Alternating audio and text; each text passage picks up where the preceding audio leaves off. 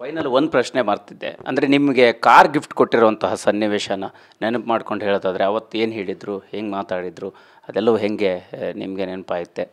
Finally ಇಡೀ 3 ಜನ ತಂಡಕ್ಕೆ ಕೆಲಸ ಮಾಡಿರೋರು ಕಾರ್ ಗಿಫ್ಟ್ ಕೊಟ್ಟರು ದರ್ಶನ್ ಅವರು ಅಂತ, ಅಲ್ಲಿ ಚಿತ್ರತಂಡ ರಾಕ್ಲೈನ್ ಸಾರು, ದರ್ಶನ್ ಸಾರು, ಅದೊಂದು ಸಂಭ್ರಮ ಇತ್ತು ಸರ್ ಅವರಿಬ್ಬರು ಮನಸ್ಸಲ್ಲಿ. ಭಾರತದ ಇತಿಹಾಸದಲ್ಲೇ ಬರಹಗಾರರಿಗೆ ಒಂದು ದೊಡ್ಡ ಮಟ್ಟದ ಉಡುಗೊರೆ ಕೊಟ್ಟು ಕಳಿಸೋದಿದೆಯಲ್ಲ, ಅದು ತುಂಬ ವಿರಳ ಸರ್. ದುಡ್ಡು ಕೊಟ್ಬಿಟ್ರೆ ದುಡ್ಡು ಖರ್ಚಾಗ್ಬಿಡುತ್ತೆ, ಆದರೆ ಒಂದು ಕಾರ್ನ ಕೊಡೋದು ಬರೀ ಡೈಲಾಗ್ ರೈಟರ್ಗೆ ಅಂತಲ್ಲ, ಕತೆಗಾರರಿಗೆ, ಅದರಲ್ಲಿ ನಟಿಸಿದಂಥ ಒಬ್ಬ ನಟನಿಗೆ ಕಾರ್ ಕೊಟ್ಟು ಅಂದರೆ ನೀವು ಹೇಳ್ದಂಗೆ ಅವ್ರ ಮುಖದಲ್ಲಿ ಒಂದು ಸಂಭ್ರಮ ಇತ್ತು ಮತ್ತು ಸಾರ್ಥಕತೆ ಇತ್ತು. ಈ ಹುಡುಗ ಕೆಲಸ ಮಾಡಿದ್ದಾನೆ, ಇವ್ನಿಗೆ ಏನಾದ್ರು ಕೊಡಬೇಕು ಅನ್ನೋದಿತ್ತು. ಅದನ್ನೆಲ್ಲ ನೆನೆಸ್ಕೊಂಡಾಗ ತುಂಬಾ ಖುಷಿಯಾಗುತ್ತೆ ಸರ್. ಮತ್ತು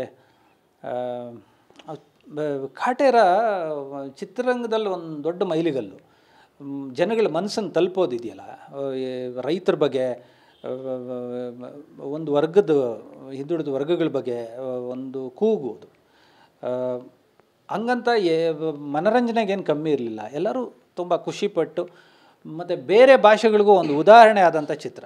ಇವತ್ತು KGF, ಕಾಂತಾರ, ಕಾಟೇರ ಈ ಥರದ್ದು ಸಿನಿಮಾಗಳಲ್ಲಿ ನಾವುಗಳು ಒಂದು ಸಣ್ಣ ಒಂದು ಭಾಗವಾಗಿದ್ದೀವಿ ಅಂದ್ರೂ ಹೆಮ್ಮೆ ಅನಿಸುತ್ತೆ. ಫೈನಲಿ ಸರ್, ದರ್ಶನ್ ಸರ್, ಕೋಪ ಮತ್ತು ಪ್ರೀತಿ ನಿಮ್ಮ ಮಾತು ಮತ್ತು ಅನುಭವದ ಕಂಡಂಗೆ ಸರ್. ಪ್ರೀತಿಗಿಂತ ಹೆಚ್ಚಾಗಿ ಅವ್ರು ನಿಸ್ವಾರ್ಥ ಇತ್ತು ಸರ್.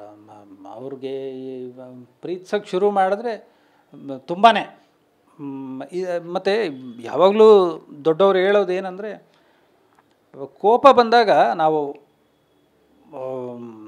ಆಲೋಚನೆಗೆ ಜಾಗ ಕೊಡಬಾರ್ದು ಸರ್. ಅಂದರೆ ಅದೊಂದು ಆಲೋಚನೆನೇ ಆಯುಧವಾಗಿ ಪರಿಣಮಿಸ್ಬಿಡುತ್ತೆ.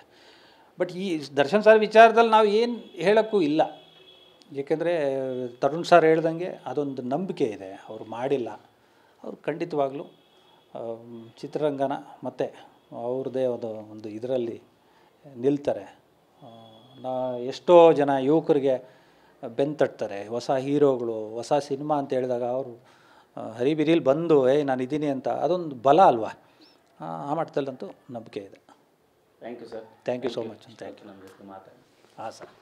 ಎಸ್, ಇದಿಷ್ಟು ಮಾಸ್ತಿಯವರ ಮಾತಾಗಿರ್ತಕ್ಕಂಥದ್ದು. ಇಡೀ ಚಿತ್ರತಂಡಗಳ ಜೊತೆಗೆ ಮಾತ್ರ ಅಲ್ಲ, ಸ್ಟಾರ್ಗಳ ಜೊತೆಗೆ ಆತ್ಮೀಯ ಒಡನಾಟವನ್ನು ಹೊಂದಿರತಕ್ಕಂತಹ ಡೈಲಾಗ್ ರೈಟ್ರು. ಸಾಕಷ್ಟು ವಿಚಾರಗಳನ್ನು TV9 ಜೊತೆ ಹಂಚ್ಕೊಂಡಿರ್ತಕ್ಕಂಥದ್ದು. ಕ್ಯಾಮ್ರಾ ಪರ್ಸನ್ ಸುಶೀಲ್ ಕುಮಾರ್ ಜೊತೆ ಮಾಲ್ತೇಶ್ ಚಗ್ಗಿನ್, TV9 ಬೆಂಗಳೂರು.